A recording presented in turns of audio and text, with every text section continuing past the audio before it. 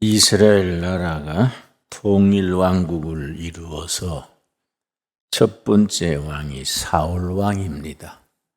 사울 왕이 40년간 통치하고 사울이 전쟁터에서 아들과 함께 블레셋, 요즘 팔레스틴 군대의 전쟁에서 전사했습니다. 그러고 나서 사울 왕이 죽으니까 나라가 양쪽으로 갈라졌습니다.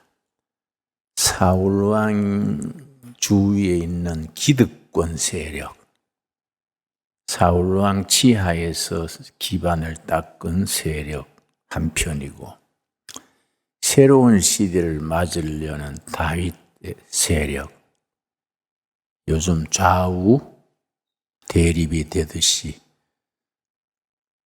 나라가 분열이 돼서 나라 사정이 아주 어려웠습니다. 그런데 사울 왕을 지지하는 기득권 세력이 조직도 있고 자금도 있고 훨씬 유리했지요. 다윗은 밑바닥에서 겨우 살아남아서 세력이 약했습니다. 백성들이 어느 쪽을 가야 될까? 사울왕의 기득권 세력이냐? 다윗의 새로운 세력이냐? 왕장할 때에, 그때에 12지파 중에 제일 약한 지파가 이사갈 지파입니다. 이사갈 지파는 우리나라로 말하면 충청북도 좀 되는 바다가 없는 내륙 지방, 산간지대에 땅을 배정받아서 아주 가난하고 약한 지파였습니다. 가난하고 약하니까 영적으로 힘을 쌓았지요. 민족을 위해서 기도하고, 어려운 중에서도 뭘 잘했느냐? 중간 지도자들을 길렀습니다. 사람을 키운 거지요. 그 사람이 개인이나 사회가 부유해지면은 정신적으로 약해지고 시련을 겪으면서 내공이 강해지지요. 그래서 나라가 이리 갈까 저리 갈까 이럴 때에 이사갈 지파가 딱 깃발든 거지요. 다윗이다. 다윗 쪽에 줄 서야 나라가 희망이 있다. 이 오늘 읽은 본문 말씀 역대상 12장 32절입니다. 역대상 12장 32절.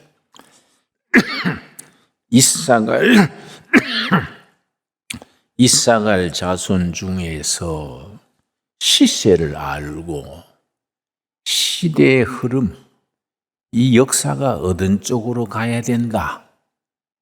시대의 흐름에 대한 통찰력, 인사이트, 시대에 대해서 방향을 알고 이스라엘이 마땅히 행할 것을 아는 우두머리, 이 나라, 이 백성이 뭘 해야 된다.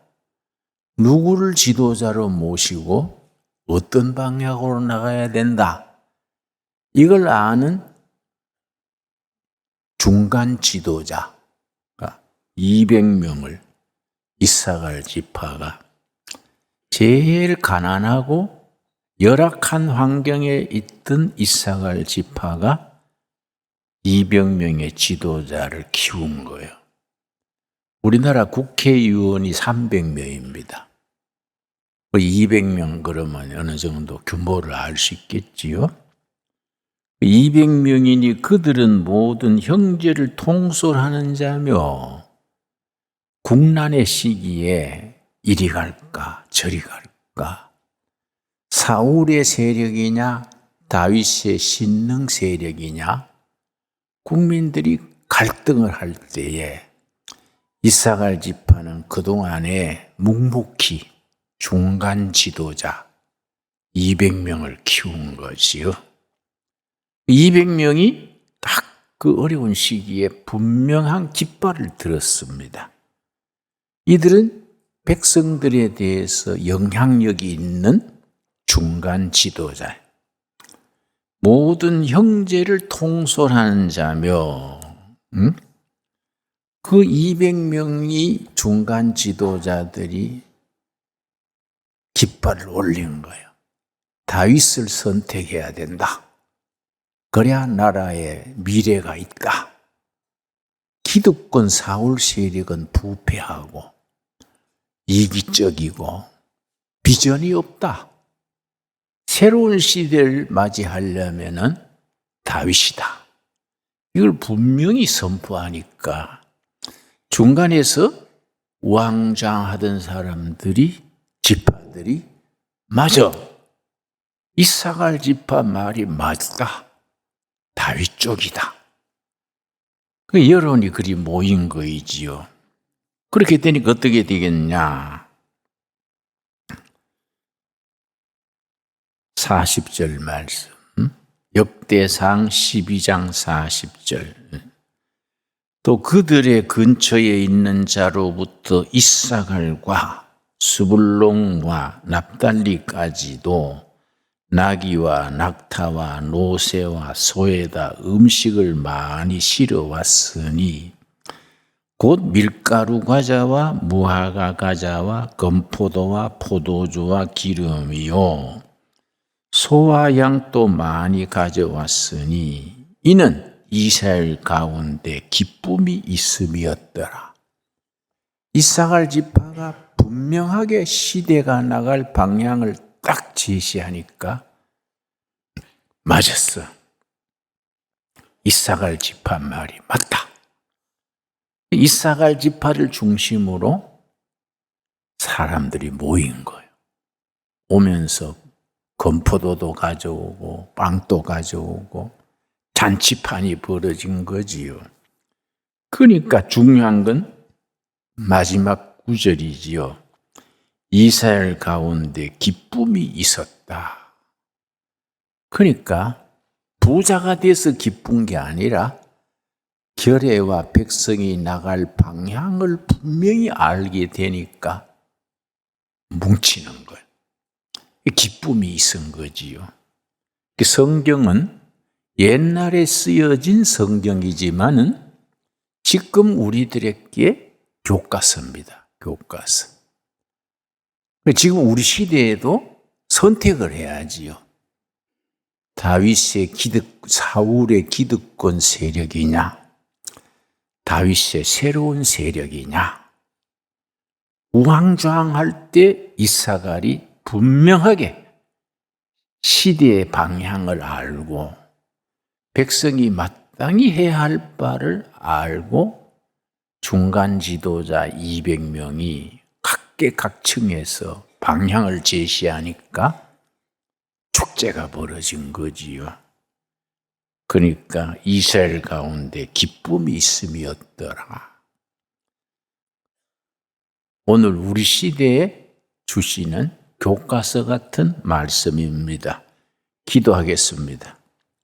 하나님 감사합니다.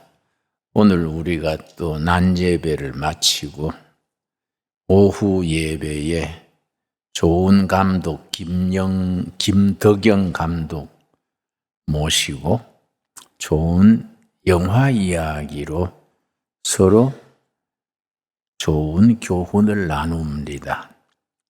이사갈 지파가 나라가 어려울 때에 결례가 나갈 방향을 제시하고 백성들이 뭘 해야 될 것을 분명히 제시했을 때에 온 이스라엘에 기쁨이 있었다.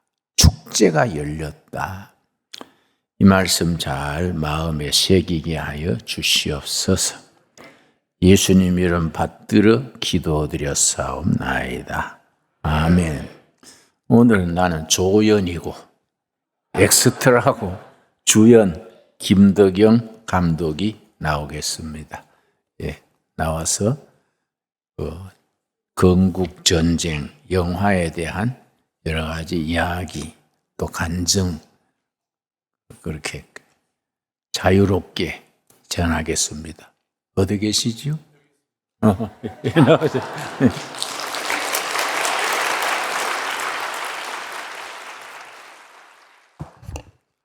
다시 인사드리겠습니다. 영화 광국전쟁 제작한 김대건 감독입니다. 반갑습니다.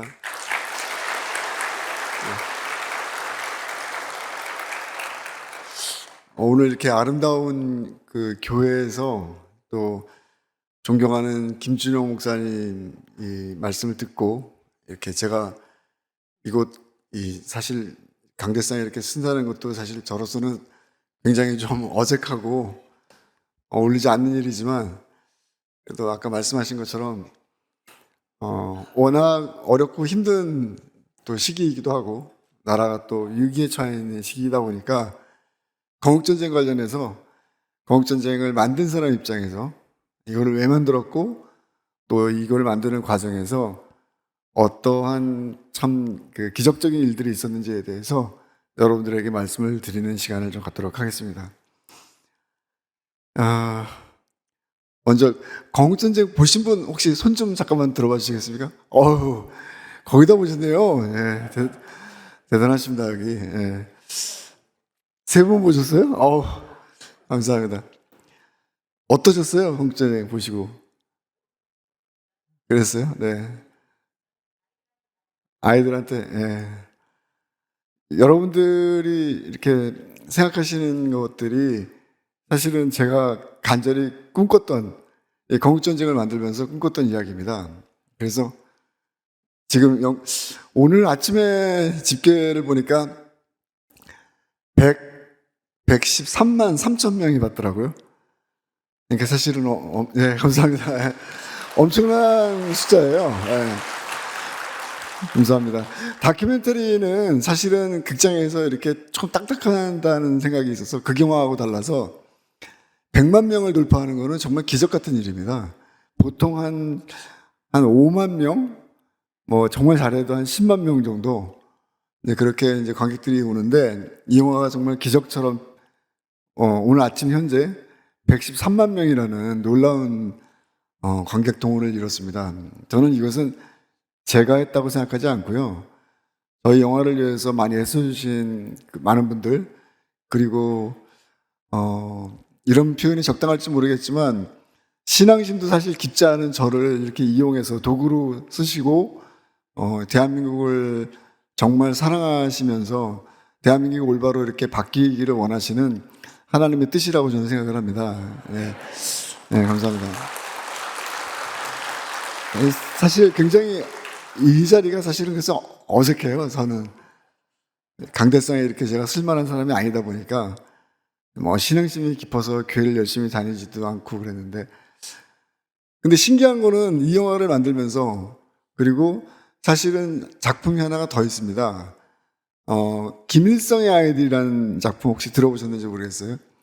그 작품도 그 북한의 폐쇄성, 그러니까 김일성주의의 모순과 주체 사상이 얼마나 비인간적인 것인가를 좀 다룬 작품이에요. 근데 그게 1951년도부터 시작해서 53년까지 북한의 전쟁고아들이 한국전쟁 때 한 10,000명가량이 동유럽으로 이주한 역사가 있었거든요. 그래서 그거를 제가 이제 16년이라는 오랜 시간 동안 발굴해서 영화를 만들었습니다. 근데 그때는 이제 문재인 정부 시절이라서 별로 이렇게 빛을 많이 못 봤습니다. 근데 다행히 건국전쟁이 뜨니까 지금 김일성의 아이들도 영화관에서 재개봉이 될 것 같다는 소식이 들려오고 있습니다. 여러분. 감사합니다. 네. 아마 이제 이 김일성의 아이들도 아마 극장에서 보실 날이 있으실 것 같아요. 올해 한 6월쯤 한국전쟁 즈음에서 이제 개봉할 생각을 갖고 있고요.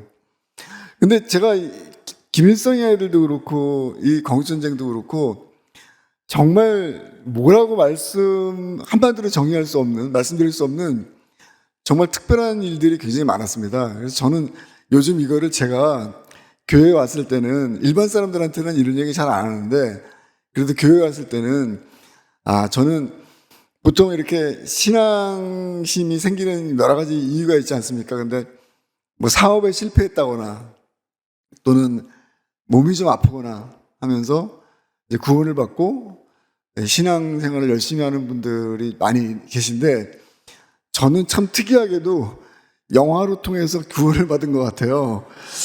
그래서 그 얘기를 조금 드리려고 하는데, 이 영화가 2021년서부터 이거는 제작이 됐고요. 한 3년 반 정도 제작이 됐죠. 김일성의 아이들은 아까 말씀드린 것처럼 2004년서부터, 그러니까 사실은 굉장히 오래 했습니다. 2004년서부터 2020년까지니까 16년이라는 시간 동안. 근데 이제 저는 이거를 계속 갖고 이렇게 매달렸던 이유가, 그 당시에 제가 영화를 개봉할 쯤에서 친북주의자들, 북한을 자주 왔다 갔다 하는 사람들이, 뭐 나는 북한을 한 10번 갔다 왔더니 북한이 보이더라. 그리고 북한도 사람 살만한 곳이고, 북한의 김정은도 무슨 계몽군주니 뭐 이런 얘기를 막 방송에서 하는 걸 좀 봤어요. 근데 그거를 보면서 어떤 생각이 들었냐면, 여러분, 북한에 이동의 자유가 있나요? 여행의 자유가 있나요? 그 여행의 자유도 없다면 북한에 가서 도대체 뭘 보고 왔다는 건지, 결국엔 북한 당국이 보여주고 싶은 것만 보고 와서 북한이 이렇다 저렇다 얘기하는 것밖에 안 되는 거라는 생각이 들거든요. 그럼 그거는 북한을 제대로 얘기하는 게 아니죠.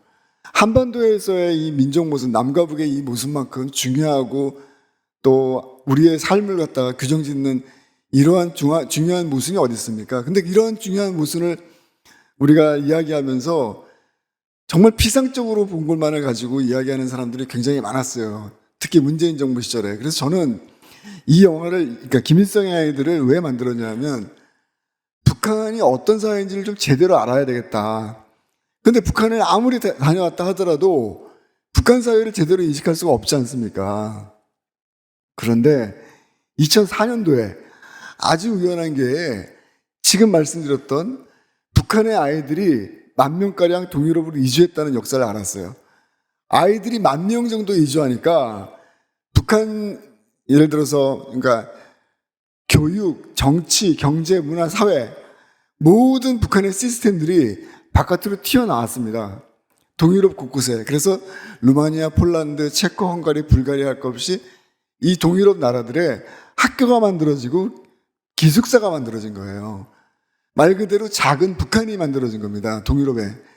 그렇다면 이거야말로 1950년대 일이긴 하지만 이 역사적 사건을 잘 관찰하면 북한 사회가 어떻게 만들어졌는지, 북한 사회를 지탱하고 있는 김일성주의와 주체사상이 어떤 역할을 했는지를 이성적이고 논리적으로 객관적으로 판단할 수 있겠다는 확신이 들었습니다. 제 확신은 틀리지 않았습니다. 16년 동안 이 역사적 사건을 추적한 보람이 있었고요. 그래서 이 영화가 정말 많은 국제사회에 많은 공감도 일으키고, 한국에서는 뭐 아까 말씀드린 것처럼 당시 문재인 정부 하에서 이렇게 좀 별로 안 좋은 환경이다 보니까 많은 분들이 보지 못했어요. 1,400명이 봤어요. 극장 공식 기록으로. 지금 건국전쟁이 113만 명을 봤는데 김일성의 아이들이 1,400명 봤다고 생각하십시오. 얼마나 이게 큰 차이가 있습니까? 그래서 결국은 정치, 우리가 살고 있는 정치 사회가 그만큼 중요하다는 좀 생각이 들었습니다, 저는.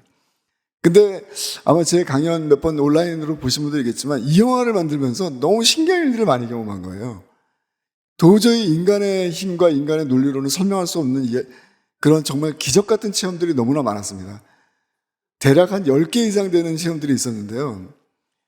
저는 그걸 경험하면서, 이 모든 것들이 어쩌면 진짜 아까 말씀드린 것처럼 단지 영화를 만드는 것이 아니라 대한민국이라는 나라를 사랑하신 어떤 위대한 존재에 의해서 이 영화가 만들어지고 있는 것이 아닌가, 이런 생각이 들었습니다.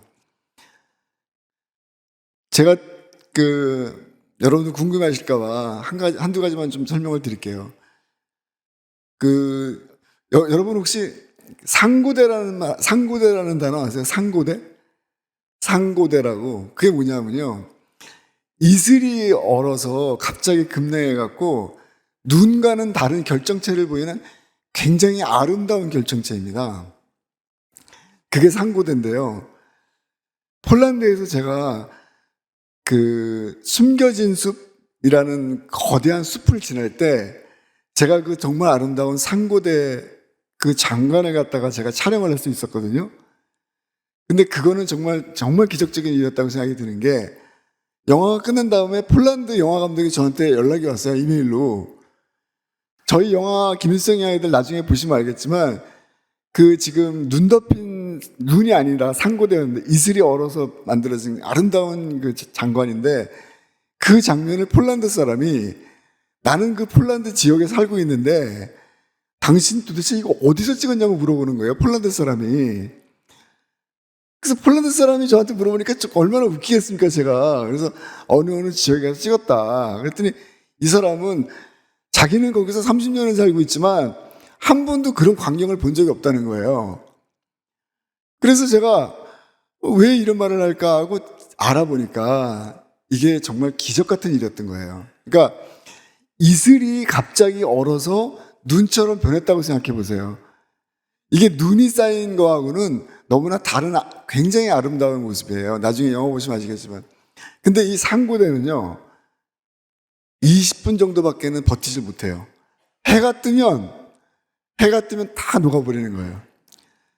그러니까 이 폴란드 감독은 뭐 자다가 뭐 못 볼 수도 있고 그렇지만 어쨌든 그게 쉽게 촬영할 수 있는 장면이 아니었는데, 폴란드에 처음 간 제가 그 장면을 촬영할 수 있었습니다. 근데 그때 제가 무슨 뭐 머릿속으로 여기를 촬영해야지 하고 한 것이 아니라, 정말 지나가는데 갑자기 브레이크가 밟히더라고요, 제가. 그래서 차를 세우고 드론이라는 장비를 띄웠더니 그런 아름다운 장관이 연출되더라고요. 근데 여러분, 그 드론을 찍고 그 다음날 그 드론이 추락을 했어요. 그래서 사라져버린 거예요. 그 숲들이 있으니까, 또 이게 또 날씨가 춥고 그러면은 전자장비라서 이게 작동이 안 된다는 거예요. 그래서 비싼 장비인데, 그 당시에는 뭐 제가 돈이 있었겠습니까? 뭐가 있었겠습니까? 정말 그 옛날 어르신들 표현대로 곶감을 하나씩 빼놓는 것처럼 정말 돈 아껴 쓰면서 그때 영화를 동유럽에서 찍었던 거거든요. 한 1년 동안을. 근데 장비가 사라져버렸으니까 얼마나 마음이 아프겠습니까? 그래서 제가 그냥 그 페이스북에다가 좀 안타까운 마음으로, 오늘 드론이 추락했습니다. 어제는 굉장히 아름다운 장면을 찍었는데, 드론이 추락해서 이제 어떻게 해야 될지 참 깝깝하네 하고 딱 그 말만 쓴 거예요, 제가. 그랬더니 어떤 분이 저한테 연락을 주셔갖고, 그 감독님 되게 힘드신 것 같으니까 저희가 좀 도와드리겠습니다 라고 연락이 왔어요. 근데 이제 그 당시에 2019년으로 제가 기억하는데, 그때 MBC인가 어디 프로그램에서 만원의 행복이라는 프로그램이 있었어요. 그래서 이제 만원의 행복이라는 프로그램을 흉내내갖고 김도현 감독이 드론 그 장비가 추락했다고 하니까 우리가 좀 도와줍시다 하고 막 한 거예요. 그래서 이제 막 모금을 한다는 얘기가 들려오더라고요. 근데 이제 그 장비가 98만 원이었어요. 우리나라 돈으로. 한 달 정도 지난 다음에 그 도와주겠다고 하는 그분이 이제 막 사람들한테 10,000원씩 걷어보자. 그분으로부터 연락이 왔어요. 그래서 감독님, 저희가 얼마 안 되는 돈이지만 돈을 좀 모았습니다. 그래서 저는 감사하잖아요. 그래서 예, 감사합니다. 그래서 얼마나 모으셨어요? 그랬더니 98만 4천 원을 모았다는 겁니다. 4천 원 택배비예요, 택배비. 그래서 참 신기한 거예요. 왜냐하면 제가 남한테 이렇게 손 벌리고 이런 걸 잘 못해요. 그래서 그냥 오늘 드론이 추락했습니다.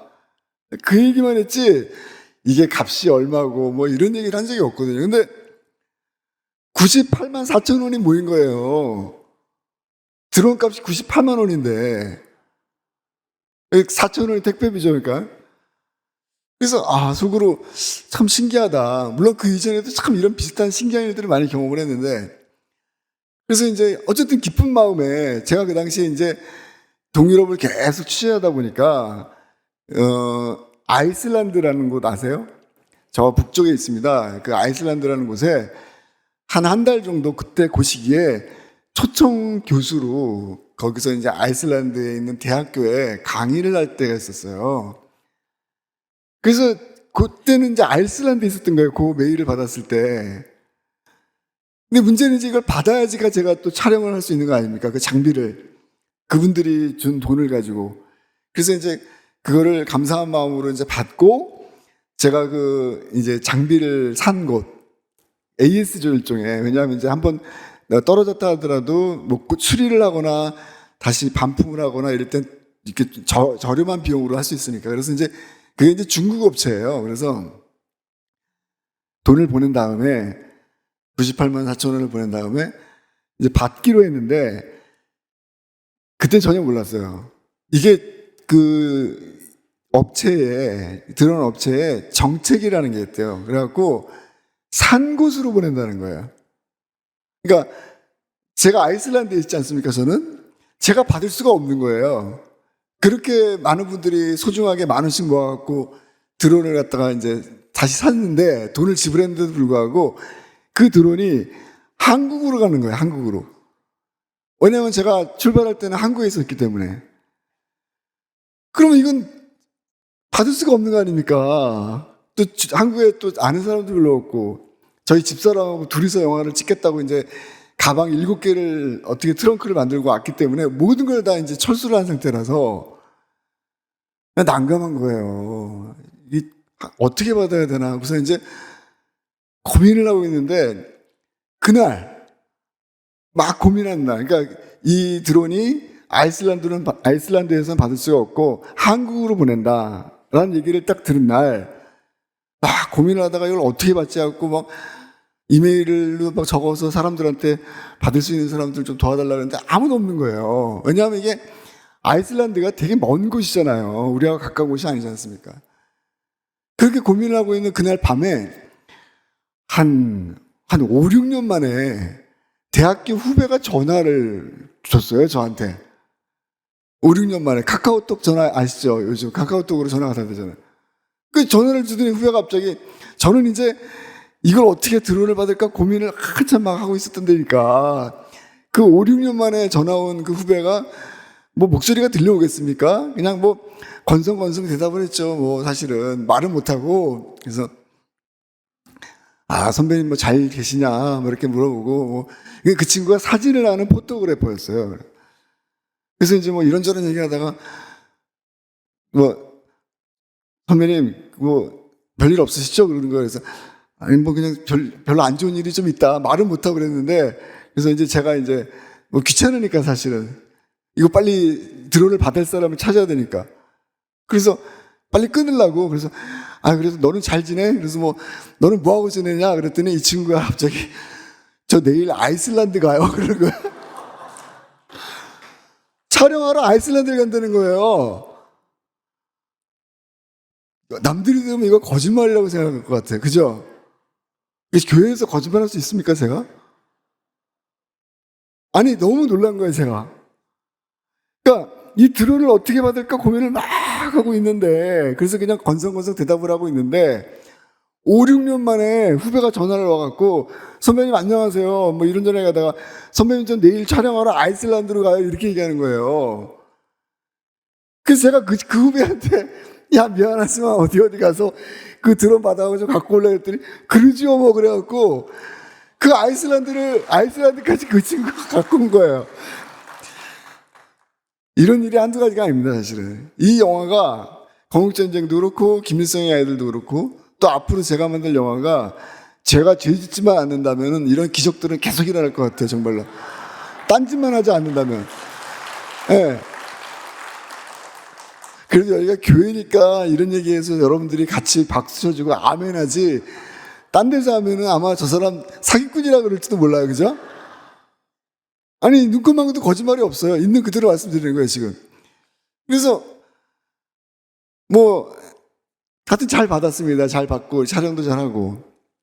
건국전쟁도 마찬가지였어요. 건국전쟁도 여러분 제가 지금은 이제 막 조금 유명해져 갖고 언론 인터뷰도 많이 나오고 이런 또 영광스럽게 이런 강대상에서 김진우 목사님 앞에서 이렇게 말씀을 전하고 이러지만 사실은 저는 그냥 평범한 사람이었고 또 영화가 끝나면 또 평범한 사람으로 돌아가고 싶습니다. 사실은. 근데 이게 사실은 영화를 제작하는데 쉽지가 않아요. 다 아시겠지만 모든 세상의 일이 그렇겠죠. 근데 특히 이거는 경제적인 어려움뿐만 아니라 정신적인 어려움들도 굉장히 같이 오고 육체적인 어려움이 같이 와요.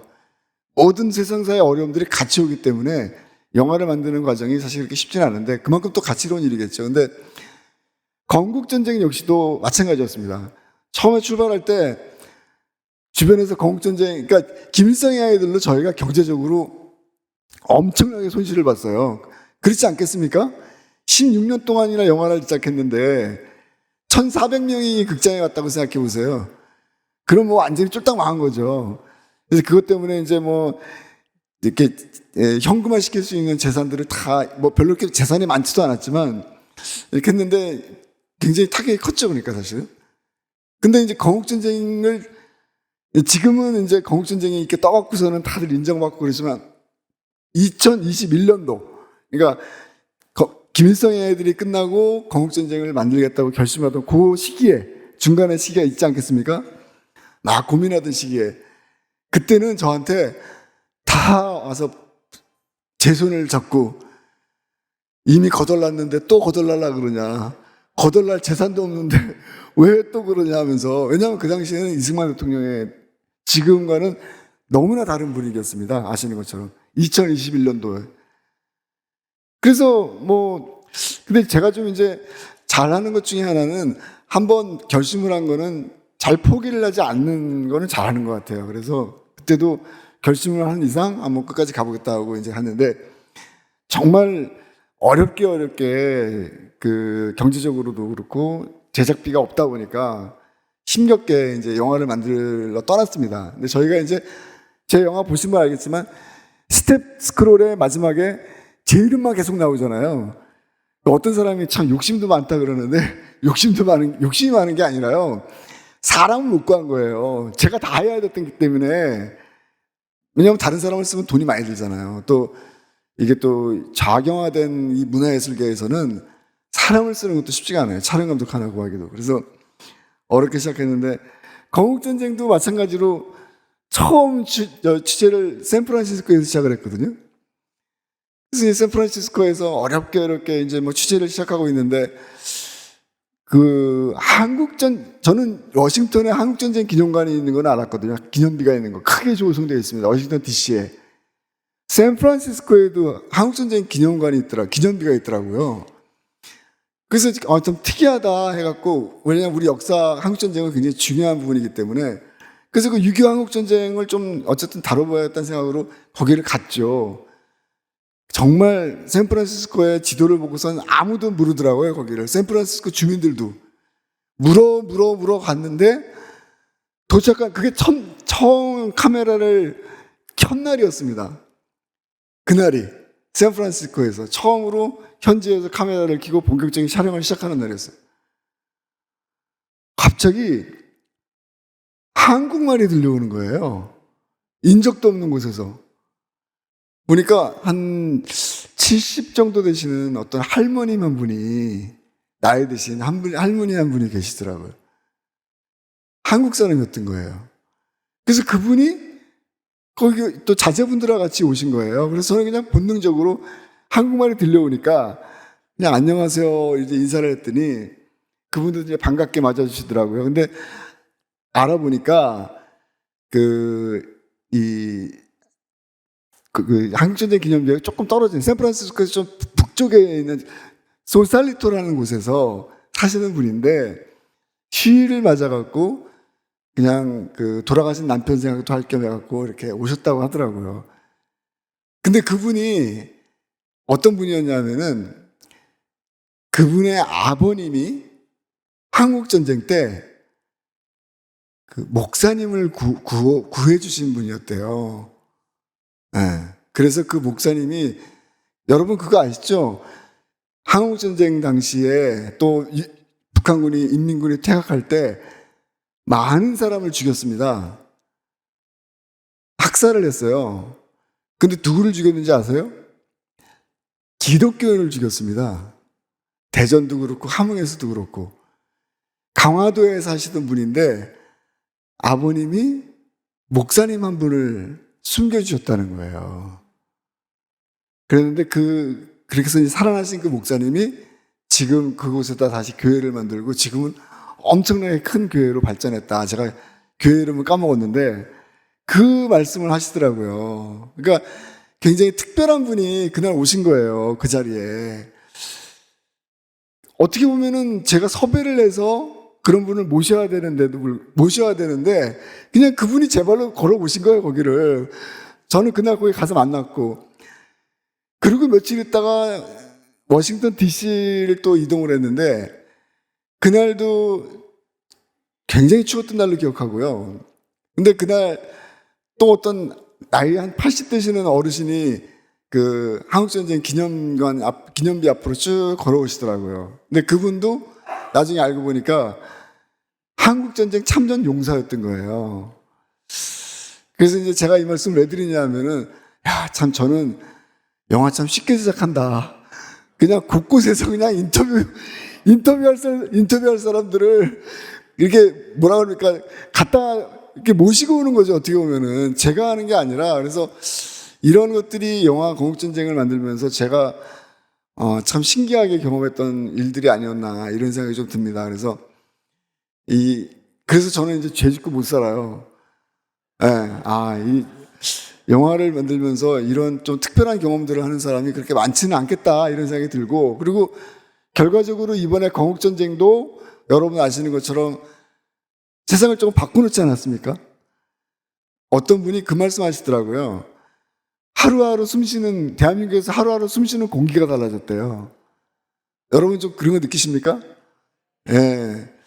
그만큼 건국전쟁을 통해서 대한민국 사회가 좀 변화하고 있구나 이런 생각이 듭니다. 근데 거듭 말씀드리지만 저는 이 건국전쟁이 물론 제가 제 몸과 제 머리를 써서 만들었지만 이거는 제가 만든 영화는 아니라고 생각이 듭니다. 이거는 정말로 높으신 뜻을 가지고 계신 분의, 대한민국을 정말 사랑하시는 분의 어떤 그 계획이 이 땅 위에서 일어나는 것이 아닌가라고 감히 좀 말씀드릴 수 있을 것 같습니다. 예. 감사합니다. 건국전쟁 관련해서 제 개인적인 얘기는 이제 이상으로 여기까지만 하고요. 좀 신기한 일들이 많죠. 하이라이트 하나가 더 있는데 그거는 너무 많이 얘기를 해갖고 아마 인터넷 치시면 다 아실 겁니다, 사실은. 저는 마지막으로 꼭 하고 싶은 얘기가 한 사람의 역할에 대해서 좀 말씀을 드리고 싶어요. 저희 집안은 사실은 굉장히 오랫동안 아주 독실한 불교 집안이었어요. 제가 근데 13살 때 중학교 1학년인가 2학년 때 13살, 14살 때 손바닥만한 작은 성경책이 하나 제 손에 들어왔어요. 아주 우열한 교회에. 제 기억으로는 그걸 제가 산 것 같아요. 돈을 주고. 어떤 호기심 때문에 샀을 것 같기도 하고, 그 당시에는. 근데 그 손바닥만한 작은 성경책 하나가 저희 집안으로 들어온 이후에 저희 집안이 완전히 아주 독실한 기독교 집안으로 변했습니다. 그래서 목사님도 한 2분 계시고, 집안에 이제 부모님들 마찬가지고요. 권사님, 장로님 이렇게 계시고, 이제 저만 제대로 이제 신앙생활하면 되는데 저는 좀 아직도 좀 부족한 게 좀 많은 것 같고요. 근데 그렇다고 해서 제가 이렇게 막 사는 건 아니니까요. 올바른 걸 찾고자 하면서 살아가니까, 다만 이제 부모님들 눈에는 이제 아마도 성이 좀 많이 안 차시는 것 같아요. 근데 제가 이제 부모님 말씀을 왜 드리냐 하면은,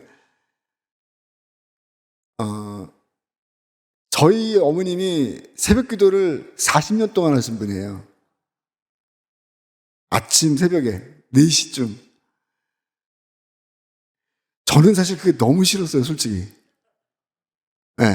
아니, 왜냐하면은, 왜 어르신들 겨울에 미끄럽잖아요. 그리고 비 오고 이럴 때 불편하잖아요, 여러분. 근데 이제 제가 이렇게 효자는 아니지만 마음이 안 좋은 거예요, 사실은. 매일같이 이렇게, 이게 옛날 얘기입니다, 여러분. 최근 얘기가 아니라. 지금은 못하세요. 연락하셔. 매일같이 그렇게 기도를 하시는 거예요, 이렇게. 근데 꼭 말씀하시는 게 저한테 이제 가르침처럼 얘기하는 게, 나라가 잘 돼야지, 개인이 잘 되는 것보다 나라가 잘 된다, 그런 말씀들을 하시는 거예요. 그래서 감사합니다. 나라가 잘 되는 것도 좋지만 그래도 미끄러운 길에서 넘어지는 것보다는 안 나가시는 게 나을 것 같은데, 그렇게 사실은 어렸을 때, 그러니까 뭐 중학교, 고등학교 이때 얘기입니다. 그러니까. 근데 그렇게 삶을 살아왔는데, 돌이켜보면 제가 지금 하고 있는 모든 것들은 저희 어머님의 40년 동안의 기도가 이뤄낸 정말 기적 같은 일이 이뤄내는 것이 아닌가, 이런 생각이 들어요. 예. 그 한 사람의 역할. 그러니까 삐뚤어 나갈 수도 있고 잘못된 인생을 살 수도 있었지만 또 이기적인 인생을 살 수도 있지 않았겠습니까? 자기의 욕망을 위해서, 자기의 어떤 개인적인 것들을 위해서. 근데 저는 그런 삶을 살지 않았던 것 같거든요. 과연 그 힘이 어디 있었을까라고 생각해 봤을 때 저는 그 어머님의 기도밖에 없는 것 같아요. 특별히 제가 다른 영향을 받은 게 없는 것 같아요. 그만큼 이 교회에서, 가정에서 기도를 하는 분의 역할이 그만큼 중요하구나라는 것도 느꼈고, 그리고 특히 개인의 욕망과 개인의 이기심을 위해서 기도하는 것이 아니라 누군가 나라를 위해서 그렇게 기도한다는 것 자체가 이렇게 엄청난 일을 만들어내는구나. 저는 그 생각을 좀 많이 했습니다. 저는 뭐 거듭 말씀드리지만 성경을 열심히 읽은 것도 아니고 또 이렇게 막 진짜 열심히 뭐 기도하면서 밥 먹을 때 기도도 안 해요, 사실은. 가끔씩은 합니다, 그래도. 예. 근데 왜 소돔과 고모라 얘기 있지 않습니까? 제가 그 얘기가 굉장히 인상 깊은 게, 제가 성경 말씀은 기억이 안 나는데 그냥 제 머릿속으로 이해되는 바로는, 처음에 그 성경에 의인 50명인가요? 맞죠? 의인 50명이 있으면 이 소돔과 고모라가 멸망하지 않도록 뭐 해주십시오라고 이제 기도하지 않습니까? 근데 못 찾았지 않습니까? 50명이 30명이 되죠. 30명이 10명으로 떨어지지 않습니까? 근데 저는 거기서 뭘 느꼈냐면은, 이거 하나님은 10명이 아니라 한 명까지 떨어뜨려도 결국은 다 받아줬을 것이다라는 생각이 드는 거예요. 네. 결국 한 명을 못 찾았기 때문에 망한 거가 아닌가. 한 사람의 역할이라는 게 이렇게 중요하구나. 어쩌면 여러분 앞에 서 있는 저라는 한 사람도 생각해 보세요. 아까 말씀드렸지만 제가 무슨 돈이 많아서 16년 동안 이 영화를 만들었겠습니까? 아닙니다. 그냥 저희 어머님의 기도에 가르친 대로 세상을 살아나가는데 이기적 욕망보다는 국가를 위해서 헌신할 때는 아무런 사사로운 욕망을 갖지 말아라 라는 가르침 하나 믿고 온 거예요, 어떻게 보면은. 건국전쟁을 만들 때, 지금은 건국전쟁 감독이라 그러니까 막 이렇게 가르치지만, 처음 만들 때 2021년도에 모든 사람들이 너 그거 하면 거덜난 집에 이제는 더 이상 거덜날 것도 없다라고 하지 말라고 했어요, 사실은. 그런데 뭐 다 이유가 있겠지만 그거를 포기하지 않고 그 한 사람이 영화를 계속해서 포기하지 않고 만들었습니다, 사실은. 그랬더니 이렇게 대한민국 사회에 놀라운 변화가 일어난 거 아니겠습니까? 저는 여러분들도 그 한 사람이 되실 거라고 믿고요. 여러분들도 그 한 사람의 역할을 하면 대한민국은 정말 아름답고 훌륭한 나라가 될 것 같습니다. 네. 특히 여기 이제 오늘은 좀 나이 드신 분들이 많이 계시 같은, 특히 젊은 사람들에게 이 이야기는 꼭 전달해 주고 싶어요. 저희 영화가 많은 젊은 사람들한테 대한민국이 어떻게 만들어졌는지, 이 나라를 위해서 누가 얼마나 희생을 했고 우리의 건국 과정 속에서 땀과 눈물이 배어 있는지를 그 젊은 분들이 이해했으면 좋겠습니다. 저는 어떻게 보면은 이제 약간 중간 세대에 속하니까 나이 많으신 어르신들과 젊은 세대들을 연결시켜주는 자리에 있다고 생각이 들어요. 그래서 이 영화를 통해서 제가 끊임없이 말씀드리고 싶은 것은, 젊은 분들이 영화를 좀 많이 봐주셨으면 좋겠다. 그리고 그 젊은 분들이 올바른 역사적 인식을 가지고 대한민국을 이끌어 나갔으면 좋겠다. 좀 이러한 간절한 희망을 갖고 있습니다. 아마도 이루어질 것 같아요. 예. 왜냐하면 지금 사실은 여러분 건국전쟁 이후에 기사들 많이 보셨죠? 방송도 많이 보셨을 거예요. 저희 나름대로는 준비를 많이 했어요. 뭘 준비했냐? 좌파들이 공격할 것에 대해서 준비를 많이 하고 있었습니다. 왜 웃으세요? 정말 준비했어요. 왜냐하면 뭐 한강 다리를 끊고 도망간 런승만인이 많지 않습니까? 사실은. 그 어느 좌파 단체에서도 그 어느 역사학자도 영화 건국전쟁에 대해서 공식적으로 비판한 사람이 없습니다.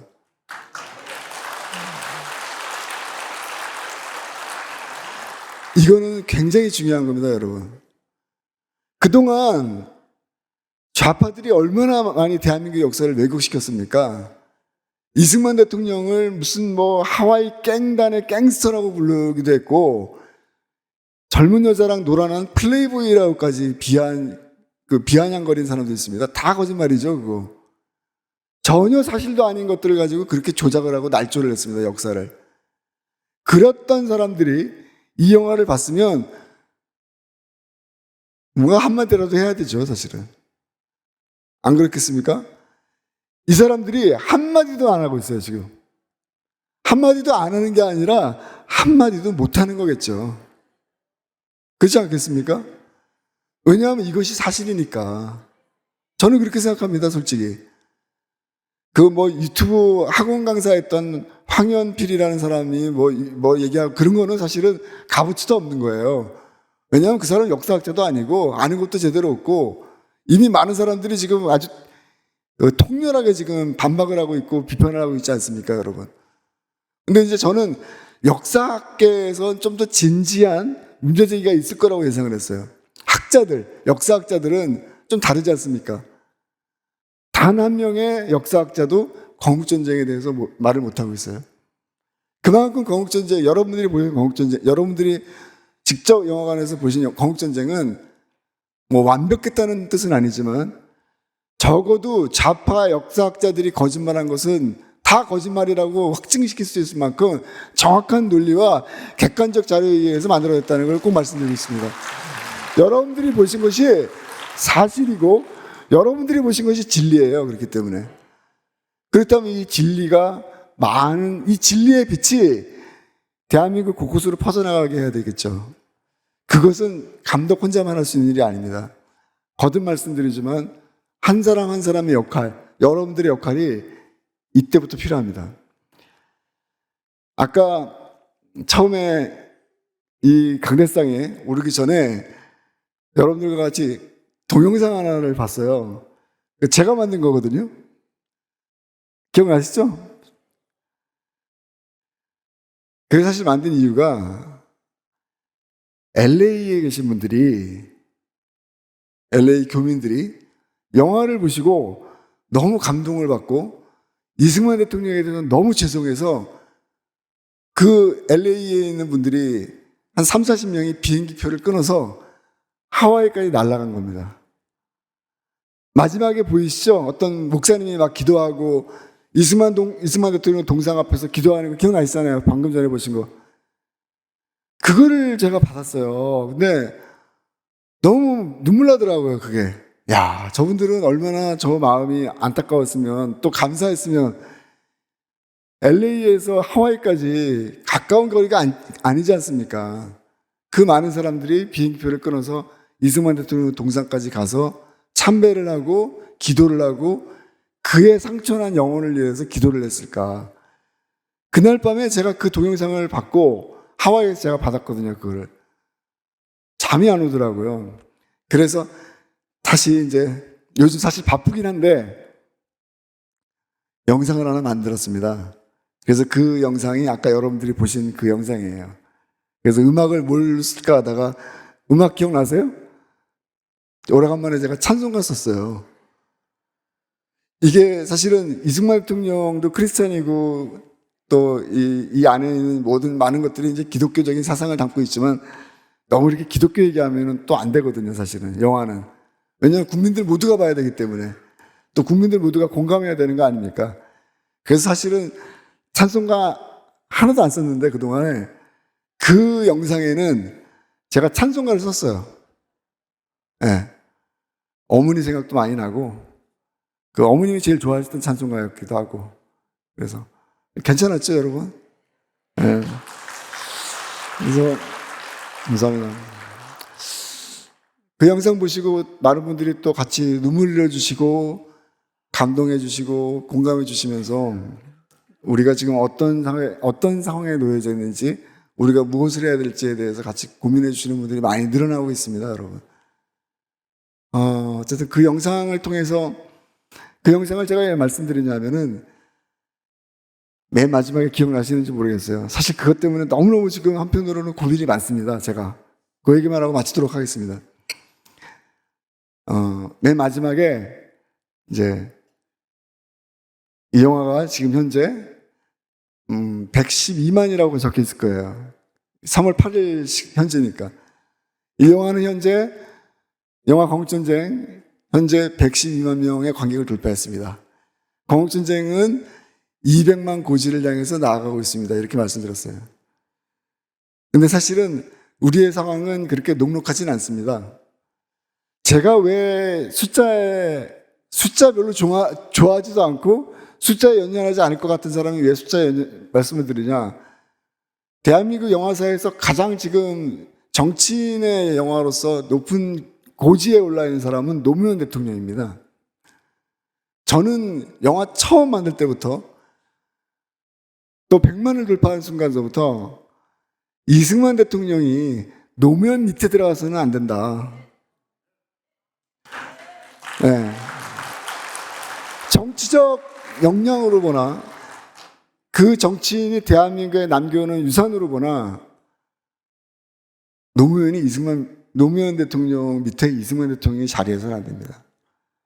제가 그걸 요즘 계속 간절히 기도하는 부분 중에 하나인데 점점 극장 수는 줄어들고 있고 상황은 녹록하지 않습니다. 200만이라는 숫자가 점점 멀게만 느껴집니다, 솔직히. 어떤 사람은 100만도 잘했으니까 여기서 좌절하지 말고 그냥 이걸로 만족해라라고 말하는 사람도 있어요. 근데 솔직히 그 말이 귀에 들어오지 않습니다. 할 수만 있다면 지금 모든 것들이 어려운 상황이고 극장이 점점 줄어들고 있기 때문에 관객들이 쉽게 영화를 볼 수 없는 상황이기도 해요. 그런데 여러분들 한 사람 한 사람이 도와주신다면 가능할 수도 있지 않을까? 네.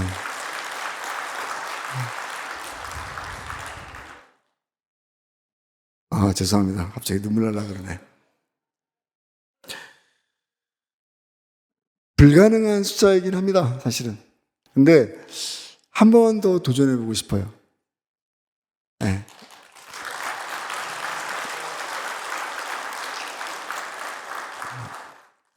저는 처음부터 이승만 대통령을 존경하고 숭상해서 이 영화를 만든 게 아니었습니다. 거듭 말씀드리지만 이승만 대통령을 너무 몰랐고 이승만 대통령의 진가를 몰랐기 때문에 이승만 대통령의 영화를 만들면서 참 많이 눈물이 났습니다.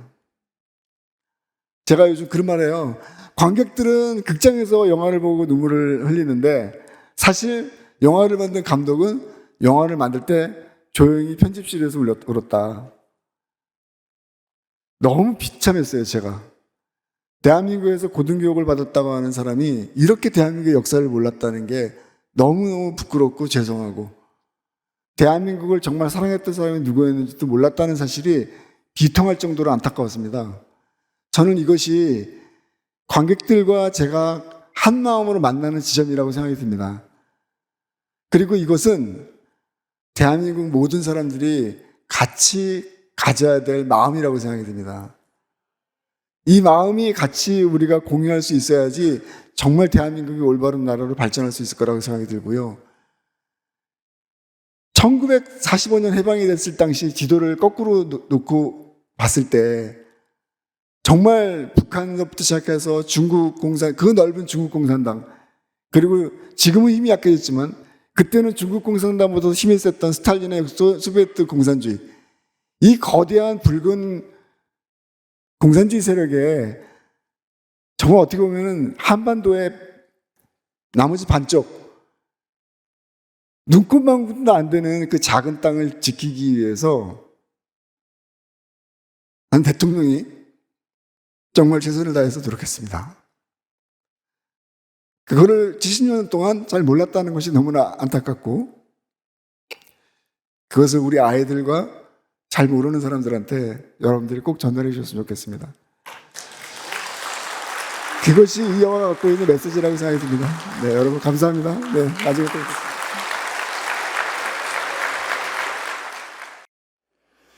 오늘 2시 모임에 김덕영 감독과 함께 좋은 시간 보내게 하셔서 감사합니다. 한국 교회가 문화가 많이 약합니다. 문화 선교, 문화 방면에 앞장서서 큰 업적을 이루게 하여 주시옵소서. 김덕영 감독 4번 그 앞길을 축복하셔서 크게 쓰임받게 하옵시며, 우리 신강 둘의 교회도 기독교 문화를 높이는 일에 쓰임받게 하옵소서. 예수님 이름 받들어 기도드렸사옵나이다. 아멘.